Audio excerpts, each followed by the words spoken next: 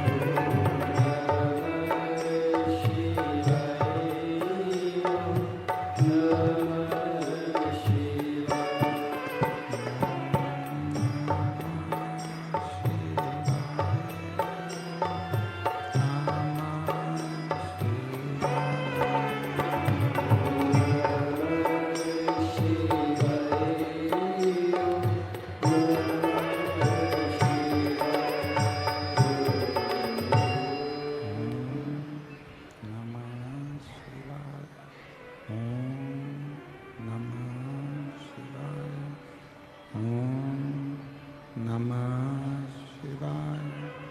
विश्वनाथ भगवान की जय। महाकालेश्वर भगवान की जय। ओंकारेश्वर भगवान की जय। कुबेरेश्वर महादेव की जय। हर हर महादेव। हर हर महादेव। हर हर महादेव। हर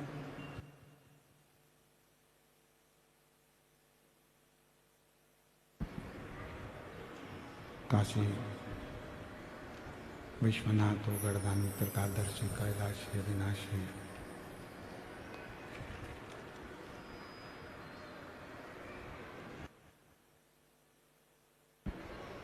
भगवान शिव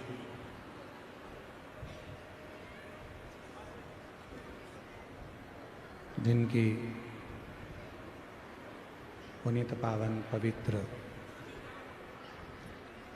शिव महापुराण की कथा भगवान देवाधिदेव महादेव की कृपा से, करुणा से, उनकी उदारता से ग्राम आरी डोंगरी कच्चे माइंस उत्तर बस्तर जिला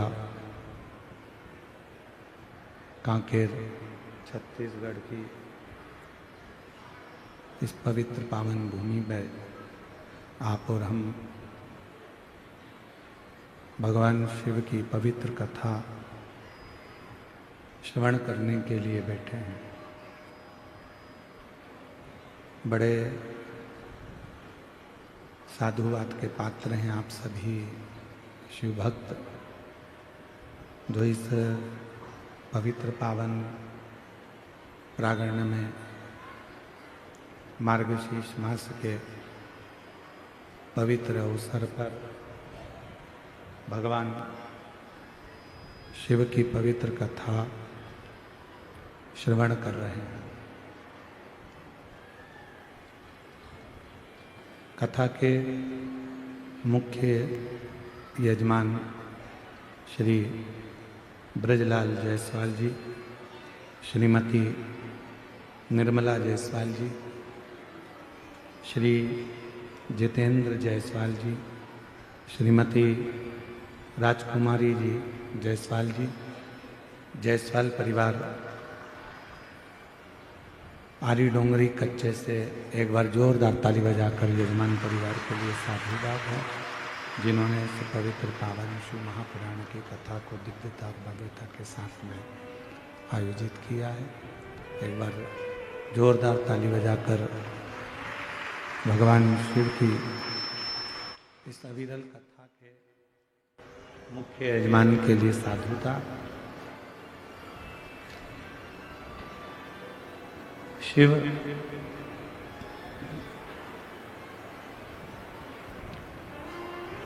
जिनको हमने मंदिर में, देवालय में, शिवालय में ढूंढने का प्रयास किया है, उन भगवान देवाधिदेव महादेव को केवल मंदिर में ही नहीं, किसी तीर्थ में जाकर ही नहीं,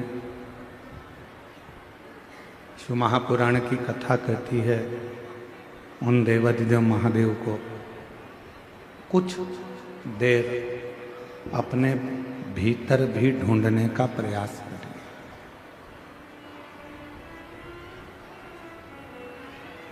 क्यों हम परमात्मा को मंदिर में तो ढूंढते हैं, हम परमात्मा को तीर्थ में भी ढूंढते हैं, हम परमात्मा को सत्संग में भी ढूंढते हैं। जहाँ जहाँ हमारा मन पड़ जाता है हम भगवान को वहाँ ढूंढने का प्रयास करते हैं। पर शिव महापुराण की कथा कहती है कि परमात्मा को थोड़ा अपने भीतर भी ढूंढने का प्रयास है।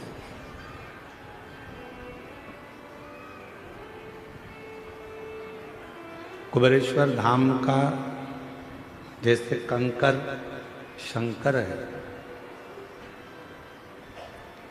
कुबेरेश्वर धाम की पवित्र भूमि का एक एक कंकर शंकर माना जाता है। वहाँ के कंकर को आप उठाकर लाते हो, घर में पूजन करते हो, एक ना एक दिन उस कंकर में आपको शंकर का प्रतिबिंब जरूर दिखता है, शिव का दर्शन जरूर होता है।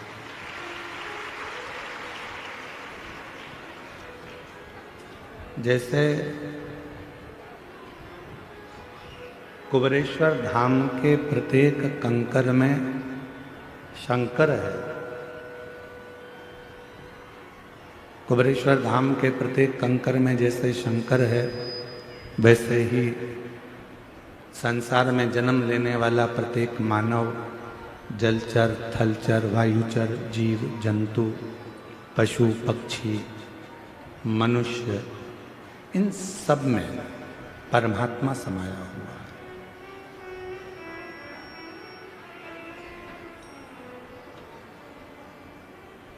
ऐसा कोई संसार में जन्म नहीं लिया जिसके अंदर परमात्मा की ऊर्जा ना हो, परमात्मा की ज्योत ना हो।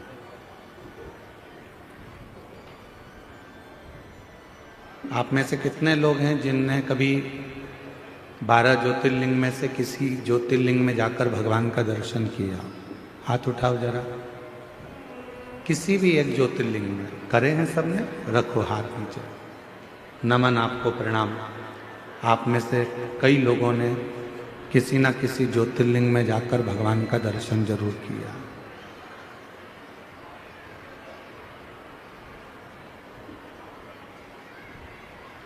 क्यों जाते हैं हम भगवान शंकर के ज्योतिर्लिंग के दर्शन करने के?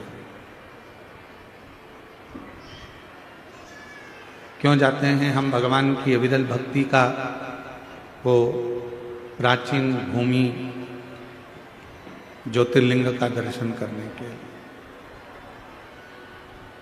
क्यों जाते हैं?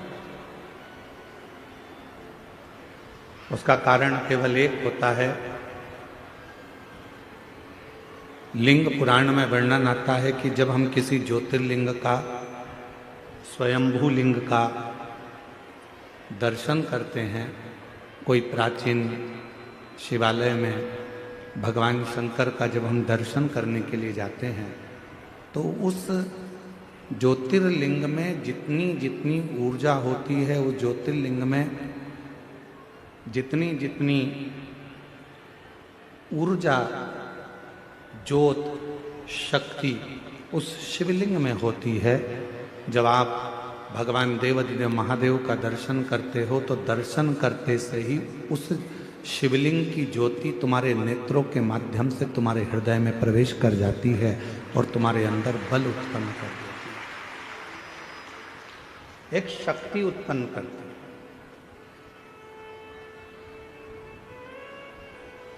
ज्योतिर्लिंग का दर्शन हमें शक्ति देता है, ज्योतिर्लिंग का दर्शन हमको बल देता है, ज्योतिर्लिंग का दर्शन हमें ऊर्जा देता है, ज्योतिर्लिंग का दर्शन हमको एक मार्ग निश्चित कर देता है, ज्योतिर्लिंग का दर्शन हमको भगवान शंकर की शरणागति प्रदान करने का बल प्रदान कर देता है। किसी भी ज्योतिर्लिंग का आप दर्शन करें तो वहां बल मिलता है।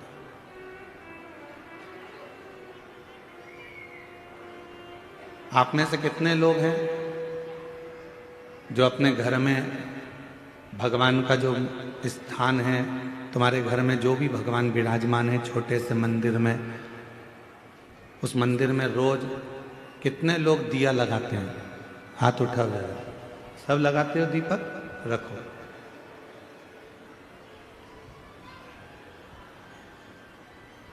दीपक लगाने का मतलब क्या है? क्यों हम भगवान के मंदिर में दीप प्रज्वलित करते हैं? क्यों हम भगवान के मंदिर में दीप लगाते हैं? उसका कारण केवल एक होता है कि तेरी ज्योति और मुझ में जो तूने ज्योति दी है, वो दोनों ज्योति का मिलन तेरे सम्मुख में हो जाए। जब मैं ये ज्योति प्रकट करूं तो हे मेरे भोलेनाथ, हे मेरी माँ जगत जननी दुर्गा भवानी, हे मेरे कृष्ण कन्हैया, हे मेरे राम, हे मेरे बुढ़ादेव, ऐसी कृपा करना कि तुम्हारे भीतर की जो ज्योति है इस मेरी आत्म ज्योति का कल्याण करे और मुझे संसार से आनंद कराकर मुक्त करे। दीप लगाना, दीप प्रकट करना, ज्योति जलाना, ज्योत जलाना या दिया लगाना, ये हमको एक अलग से ऊर्जा देता है, ऊर्जा देता है।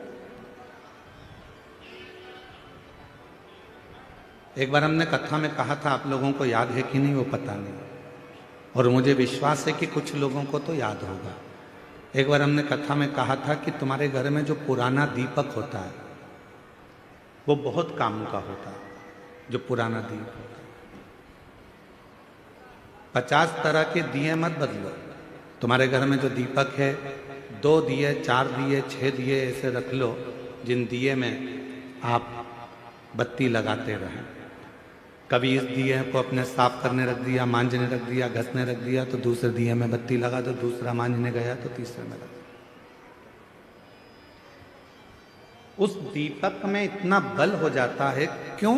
क्योंकि वो भगवान के सामने रोज प्रज्वलित होता है, रोज वो दीपक में बाती जलती है, रोज वो दीप लगता है, तो उस दीपक में इतना बल आ जाता है कि तुम्हारी जिंदगी के आधे दुख तो वो दीपक ही हर लेता है, वो दीप की ज्योति ही समाप्त कर देता है। वो दीपक में इतना बल आ जाता है।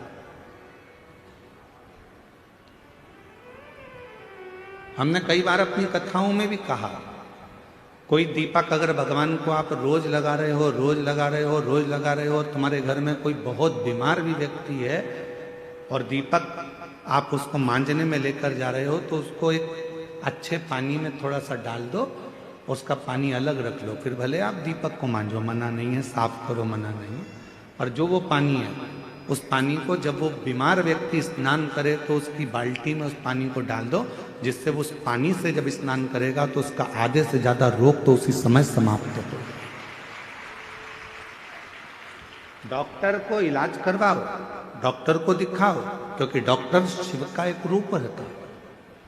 हॉस्पिटल जाओ, डॉक्टर शंकर का एक रूप है, उसको दिखाओ, मना नहीं, पर साथ में उस दीप में इतना बल हो जाता है। यहां तक हमारा सनातन धर्म कहता है कि जिस आसन पर बैठकर आप और हम लोग भजन करते हैं अपने घर के अंदर, आपने देखा होगा एक आसन लगाती हैं माताएं, जप करती है, पाठ करती है, आराधना करती है, साधना करती है, उस आसन में भी उतना बल आ जाता है, उस आसन में भी उतनी शक्ति आ जाती है।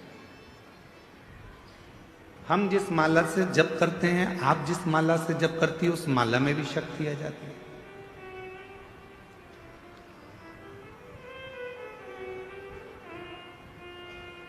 गले में जो आप एक कंठी माला पहनकर रखते हो रुद्राक्ष की, अपने गले के अंदर हमेशा, जैसे हम लोग भी अपने गले के अंदर एक हमेशा एक कंठी अंदर धारण कर कर रखते हैं, हमेशा, रात दिन सुबह शाम हर पल वो रुद्राक्ष हमारे साथ में रहता है। कई लोगों के मन में एक भाव उत्पन्न हो जाता है, हम गुरुजी हम हॉस्पिटल जा रहे हैं तो क्या रुद्राक्ष उतार कर जाएं? किसी के यहाँ पर बच्चा हो गया है तो हम क्या रुद्राक्ष उतार कर जाएं? मान लो हम स्त्री हैं, रजस्वला धर्म से हो गई, रजो धर्म से हो गई, तो क्या हम रुद्राक्ष उतार कर रख दें? शिव महापुराण की कथा कहती है, आप किसी भी अवस्था में रहें, रुद्राक्ष कभी अशुद्ध नहीं होता, वो अशुद्ध को भी शुद्ध कर देगा। क्या स्त्री रुद्राक्ष पहन सकती है? जरूर। क्या कोई लड़की रुद्राक्ष पहन सकती है? जरूर। क्या कोई बच्चा रुद्राक्ष पहन सकता है? जरूर। क्या कोई बूढ़ा बुजुर्ग रुद्राक्ष? सब पहन, सब धारण।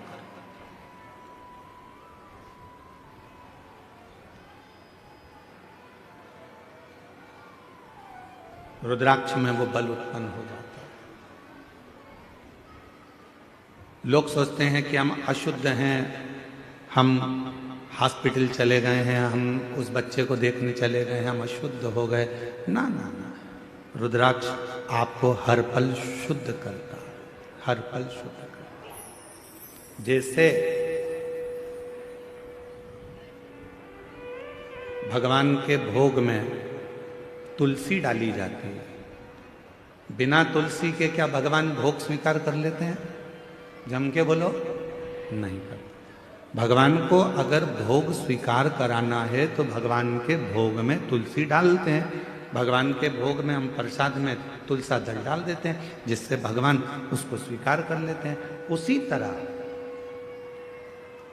भगवान भी, जिसके गले में रुद्राक्ष है और जिसके गले में तुलसी की माला है, भगवान भी देख लेता है कि मुझे इसको स्वीकार करना है, ये मेरा अपना है, इसको मुझे स्वीकार करना है, ये मेरा अपना।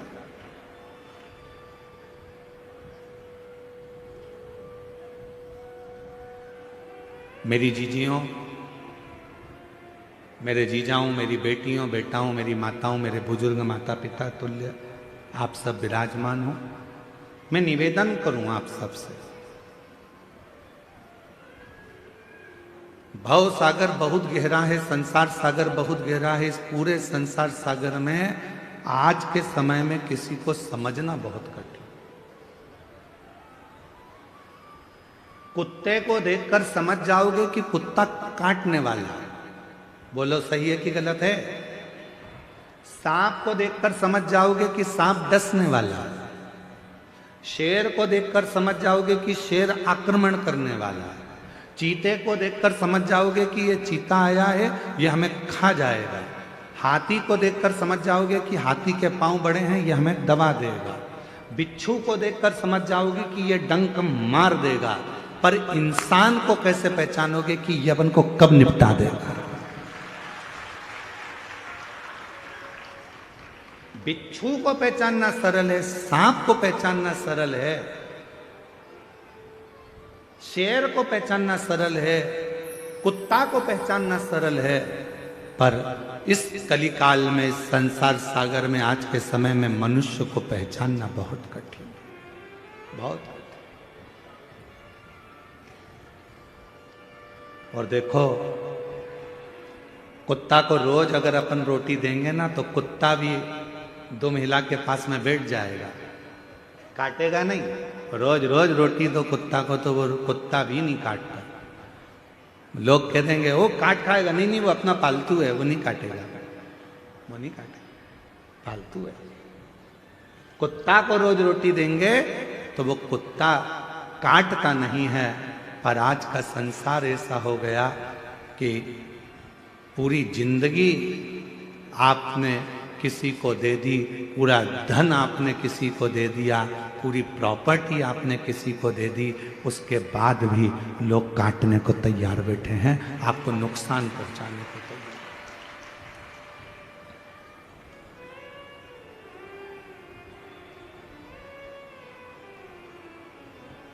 रे सो कोई नहीं रे,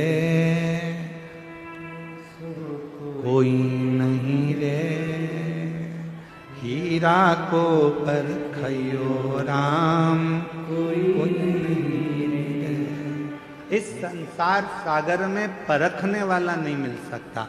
महाराज बड़ा ध्यान देना पड़ेगा। आप कुत्ते को पहचान सकते हो कि यह काटने वाला है, बिच्छू को पहचान लोगे काटने वाला है, सांप को पहचान लोगे काटने वाला है, पर मनुष्य को नहीं पहचान सकते, मानव को नहीं।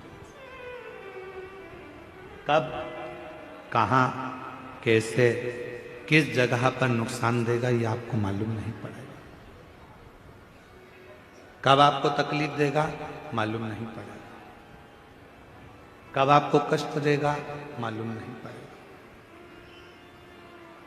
तो क्या करें इस संसार सागर में? दुनिया मौके का फायदा उठाने के लिए बैठी है। मेरी जीजियों, आप सब मोबाइल चलाते हो, जितने बैठे हो ना सब मोबाइल चलाते हो। किसी की तारीफ हो रही होगी ना सोशल मीडिया पर, तो कोई उस पर कमेंट्स नहीं करेगा, कोई उस रील को आगे नहीं बढ़ाएगा। पर उसी सोशल मीडिया पर अगर किसी की एक बार किसी प्रसिद्ध व्यक्ति की बुराई चालू हो जाए तो फिर तो रील ऐसी वायरल होती है कि पूरी दुनिया में फैल जाती है। मतलब इस रील से आपको सीखना पड़ेगा कि दुनिया आपकी तारीफ सुनने के लिए नहीं बैठी है, दुनिया आपकी बुराई सुनने के लिए तत्पर बैठी है कि कुछ करे। और हम कोई नहीं चाहता कि आप अच्छा काम करो, कोई नहीं चाहता कि आप किसी भी तरह से कोई श्रेष्ठ कर्म करें।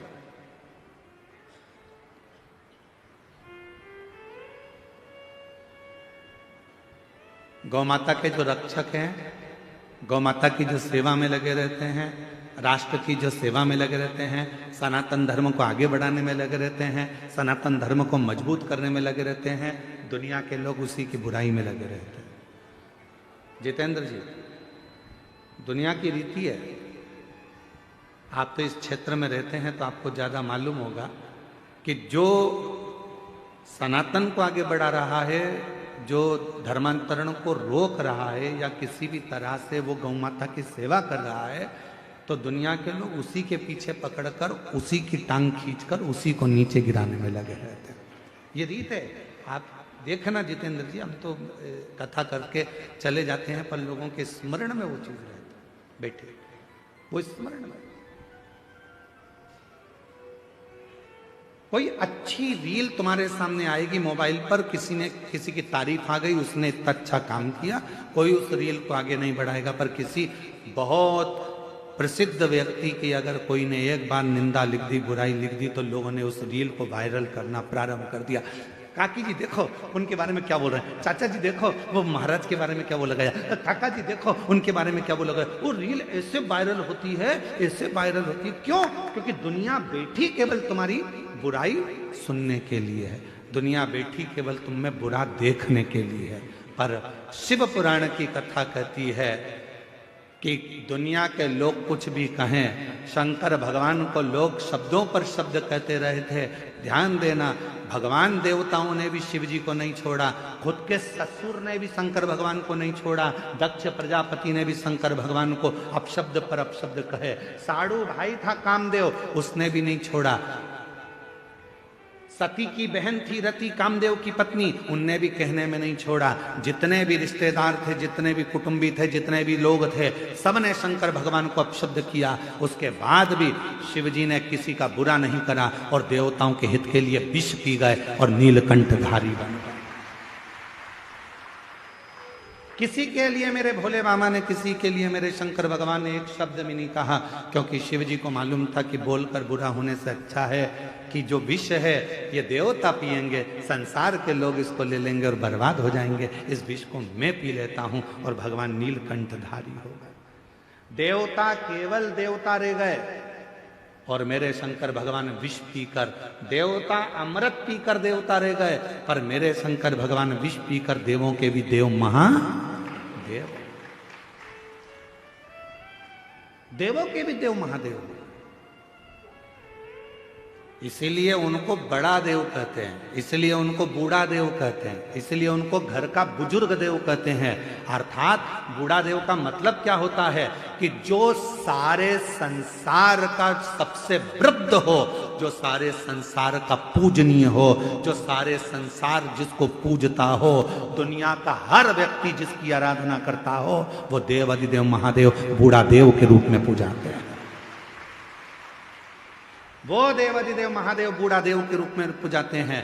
लोग कहते हैं आदिवासी वनवासी ये सब अलग हैं, अन्य जातियां अलग हैं। नहीं, जितने संसार में, जितने शहर में रहते हैं वो भी आदिवासी थे, वो भी वनवासी थे।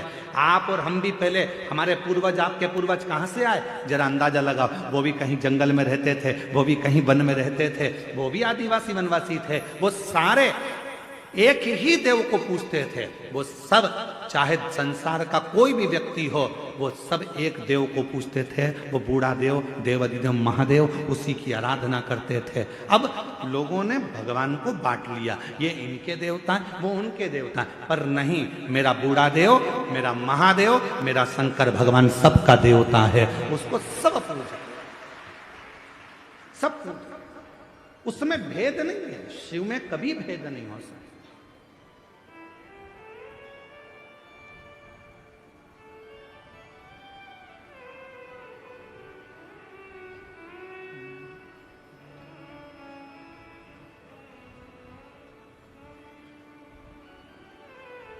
महाराज, आप जिस भाव में उसको भजेंगे वो भाव में मिल जाएगा।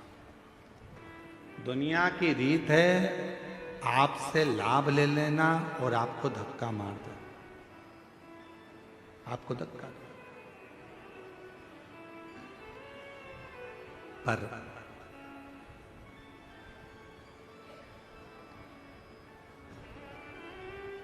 उस शिव को जिसने पुकारा है,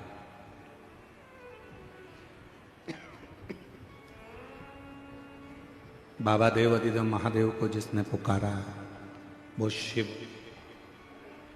उसके दुख हरने के लिए उसके दरवाजे पर जाकर जरूर खड़ा हुआ। जरूर खड़ा।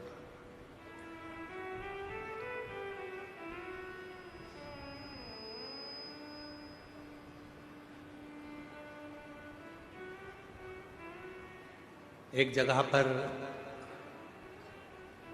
हम कथा करने के लिए गए, जैसे यहाँ आए थे कच्चे गांव, तो कच्चे गांव में भी हम पहुँचे जब, तो वहाँ उनके जजमान जी जायसवाल जी के यहाँ खूब ढोल बज रहे थे, खूब ढोल। कच्चे गांव आने से पहले एक जगह पर मंदिर में कहीं पास का कोई गांव था, वहाँ रोक लिए थे, तो वहाँ पर मंदिर में वहाँ पर भी दरवाजे पे बहुत ढोल बज रहे थे। एक जगह पर गए,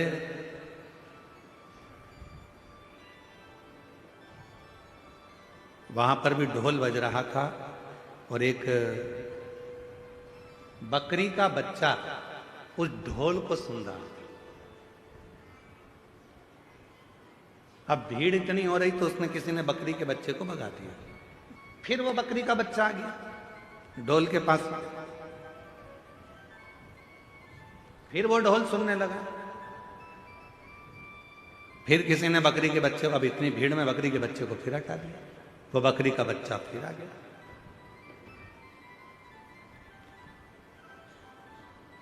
इतने में ढोल वाले ने उसको थोड़ा सा डंडे से, वो जो ढोल बजाने वाला डंडा होता है, उससे ऐसा करा, बकरी का बच्चा उधर गया। फिर हम बहुत देर से देख रहे थे ये लोग नाच रहे हैं और हम गाड़ी में से हम देख रहे हैं कि ये ढोल वाला उस बकरी के बच्चे को हटा रहा है। अब की बार उसने कहा हटता भी नहीं है और बकरी का बच्चा फिर आया।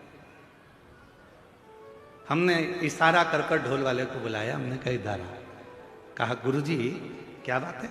हमने कहा तू इस बकरी के बच्चे को क्यों भगा रहा है? समझ में नहीं आता, ना तो इसको संगीत आता है, ना इसको ढोल बजाना आता है, और ना ये ढोल जानता है कि बच क्या रहा है। फिर आखिर ये ढोल के पास में बकरी का बच्चा क्यों आ रहा है?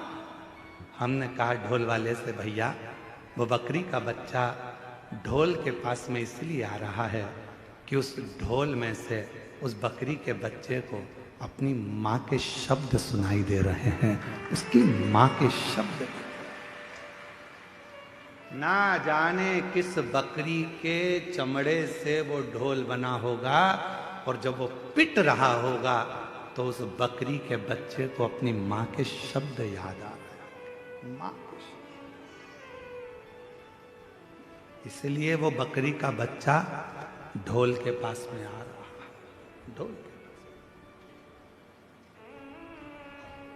तो फिर उसको तो कहीं इधर उधर हो जाना चाहिए। फिर वो ढोल के पास के, वो बता रहा है तुमको कि ये जो ढोल बजा रहे हो ये संसार को नचाने के लिए नहीं है, ये जो ढोल बजा रहे हो ये ढोल तो उस परमात्मा को पाने के लिए है। उसका भजन करो, स्मरण करो, कीर्तन करो, उसकी भक्ति में रहो।